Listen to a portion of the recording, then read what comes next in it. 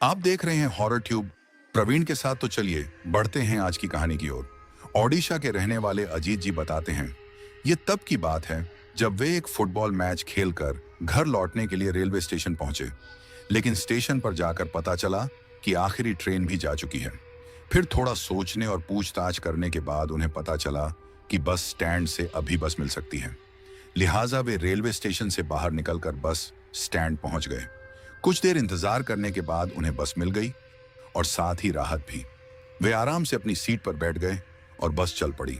करीब 15 से 20 किलोमीटर चलने के बाद बस अचानक रुक गई। पूछने पर पता चला कि बस का टायर पंचर हो गया है, जिसे बदलने में थोड़ा समय लगेगा। बस रुकी हुई थी और टायर बदलने में भी वक्त लगना था, इसलिए वे यह सोचकर बस से नीचे उतर गए और वहीं टहलने लगे। दिसंबर का महीना होने की वजह से काफी ठंड थी, साथ ही कोहरा भी छाया हुआ था। उन्हें लगा कि ऐसे में बस के बाहर घूमना ठीक नहीं रहेगा, इसलिए वे वापस बस की तरफ मुड़े। तभी उन्हें लगा कि जब वे बाहर आ ही गए हैं तो टॉयलेट भी कर लेते हैं, क्या पता बस फिर बीच रास्ते कहीं ना रुके। जब वे कुछ देर बाद टॉयलेट करके वापस उसी जगह पहुंचे जहां बस रुकी थी, तो उन्होंने देखा कि बस वहां से जा चुकी थी और उनका सारा सामान भी उसी में था। उस वक्त उन्हें बहुत गुस्सा आया, मगर अब कोई फायदा नहीं था।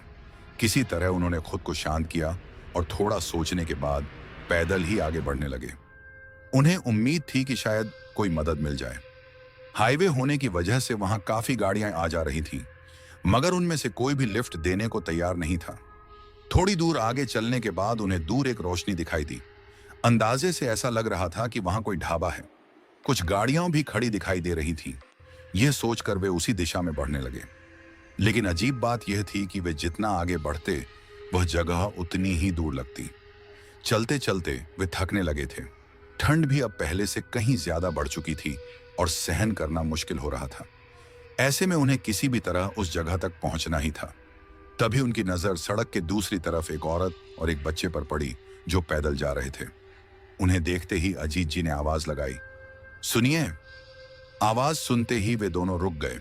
अजीत जी उनके पास गए और दूर दिखाई दे रही रोशनी की तरफ इशारा करते हुए बोले, वह ढाबा कितनी दूर है?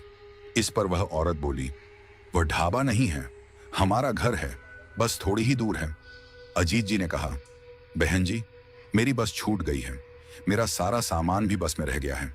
अगर आपको ऐतराज ना हो तो क्या मैं आज रात आपके घर रुक सकता हूं? सुबह होते ही चला जाऊंगा। वह औरत बिना कोई सवाल किए मान गई और अपने साथ चलने का इशारा करते हुए आगे बढ़ने लगी। कुछ ही देर में वे उसके घर पहुंच गए।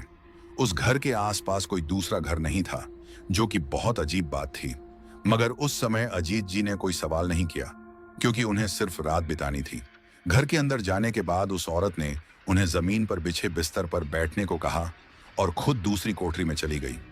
अजीत जी को लगा कि शायद वह खाने पीने का कुछ सामान लेने गई होगी, मगर जब वह वापस आई तो उसके हाथ में खाने पीने की चीजों की जगह काले रंग की एक गुड़िया थी। वह गुड़िया लेकर उनके सामने बैठ गई।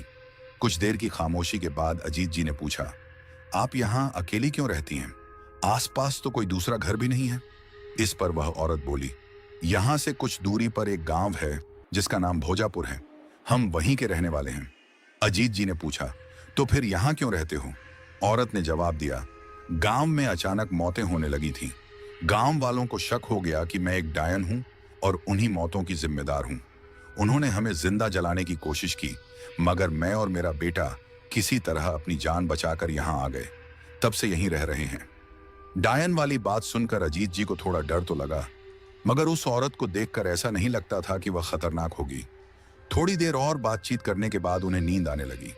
फिर न जाने कब वे गहरी नींद में सो गए। उनकी आंख तब खुली जब किसी ने उनकी गर्दन पर जोर से काटा। दर्द की वजह से वे जोर से चीख पड़े, लेकिन जब वे उठने की कोशिश करने लगे तो उन्हें ऐसा महसूस हुआ जैसे किसी ने उनके हाथ पैर रस्सी से बांध दिए हों। हालांकि उनके हाथ पैरों पर कोई रस्सी दिखाई नहीं दे रही थी, मगर उन्हें ऐसा ही महसूस हो रहा था। वे अपने हाथ पैर ठीक से हिला भी नहीं पा रहे थे। अब वे बुरी तरह घबरा गए और जोर जोर से चिल्लाने लगे, लेकिन उस वीराने में उनकी आवाज सुनने वाला कोई नहीं था। ऊपर से वह औरत और उसका बेटा भी कहीं दिखाई नहीं दे रहे थे। वे अब भी यही समझने की कोशिश कर रहे थे कि उनके साथ हुआ क्या है। तभी उन्हें किसी के आने की आहट सुनाई दी। अगले ही पल वह बच्चा कोठरी से बाहर आया और मुस्कुराते हुए उनके सामने बैठ गया। अजीत जी ने पूछा, मुझे क्या हुआ है? मैं अपने हाथ पैर क्यों नहीं हिला पा रहा हूं? लेकिन वह बच्चा सिर्फ मुस्कुराता रहा। तभी अजीत जी की नजर उसके हाथ में पकड़ी हुई गुड़िया पर गई, जिसके हाथ पैर धागों से बंधे हुए थे। अचानक उस बच्चे ने गुड़िया का एक पैर मोड़ दिया। गुड़िया का पैर मुड़ते ही अजीत जी दर्द से चीख उठे। उन्हें ऐसा लगा जैसे किसी ने उनका पैर जबरदस्ती मोड़ दिया हो। जब उन्होंने अपने पैर की तरफ देखा तो पाया कि उनका पैर भी बिल्कुल उसी तरह मुड़ चुका था। वे दर्द से तड़प रहे थे और वह बच्चा हंसे जा रहा था। वे अभी दर्द से चीख ही रहे थे कि तभी उन्हें महसूस हुआ कि उनका सिर भी अपने आप दूसरी तरफ मुड़ रहा है। ऐसा लग रहा था जैसे कोई उनका सिर पकड़कर जबरदस्ती घुमा रहा हो। जब उन्होंने बच्चे की तरफ देखा तो पाया कि वह गुड़िया का सिर घुमा रहा था। तभी उन्हें समझ में आ गया कि वे बहुत बड़ी मुसीबत में फंस चुके हैं। उनकी गर्दन टूटने ही वाली थी कि तभी घर के दरवाजे और खिड़कियों से तेज रोशनी अंदर आने लगी। रोशनी आते ही वह लड़का तुरंत उठकर वापस उसी कोठरी में चला गया। अजीत जी अभी भी दर्द से बेहाल थे। कुछ देर बाद उन्होंने हिम्मत जुटाई और रेंगते हुए उस कोठरी के अंदर पहुंचे।